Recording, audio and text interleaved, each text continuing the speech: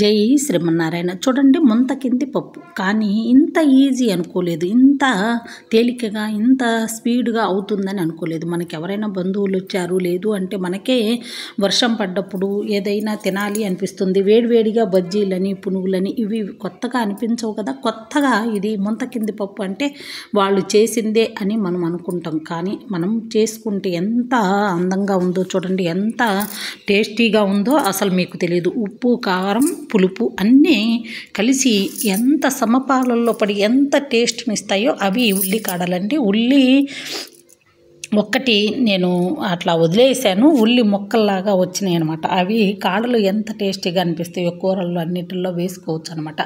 ఉల్లిపాయ నేను హాఫే తీసుకున్నాను, పెద్దది. మన ఇష్టం ఎన్నైనా తీసుకోవచ్చు. ఉల్లిపాయలు, పెద్ద ఉల్లిపాయలు ఇలా కట్ చేసుకొని అసలు ఎంత ఫాస్ట్ అంటే ఒక్క నిమిషంలోనే అయిపోద్ది. మనం అన్నీ కట్ చేసుకోవటం, కలిపేసుకోవటమే. పొయ్యి దగ్గర నిలబడి వేయించి మనం చేసి ఒక్క నిమిషంలో అయిపోయాయి కాదు. అలాగా అని మనకి వెయిట్ కూడా పెరగవు. ఎంతో హెల్దీ ఫుడ్ కూడా. వెయిట్ చాలామంది బొరుగుల్లో ఏమీ ఉండదు మనకు వెయిట్ పెరగటానికి, షుగర్లు రావడానికి, బీపీలు రావడానికి.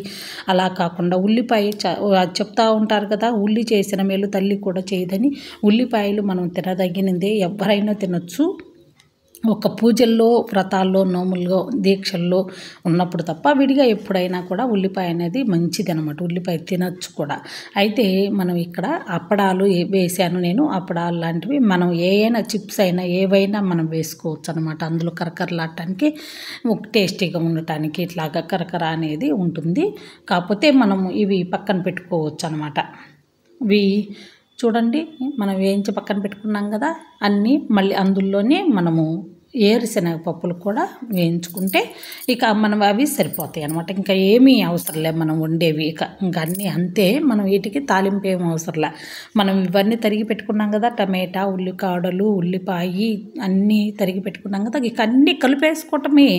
ఒక్క నిమిషమే కాదండి, చిన్న పిల్లలు కూడా తయారు చేసుకోవచ్చు. ఇది మనం ఆడుతూ పాడుతూ అన్ని ఐటమ్స్ పొయ్యి దగ్గర అంటే ఓ చేతులు కాల్చుకుంటారు, అది ఇది అని అనుకోవసరం లేదు. పిల్లలు కూడా రెడీ చేసుకోవచ్చు అనమాట. ఇవన్నీ కొంచెం సాల్ట్, కొంచెం పసుపు, కొంచెం కారం అన్నీ వేసేసుకొని మనం ఇలా కలుపుకుంటే అవి చాలా టేస్టీగా ఉంటాయి. వర్షం పడ్డప్పుడు తింటూ ఉంటే అవి మనకి నములుతానికి చాలా టైం కూడా పడుతుంది. అందులోనూ మనకి ఎంతో సేపు వస్తాయి.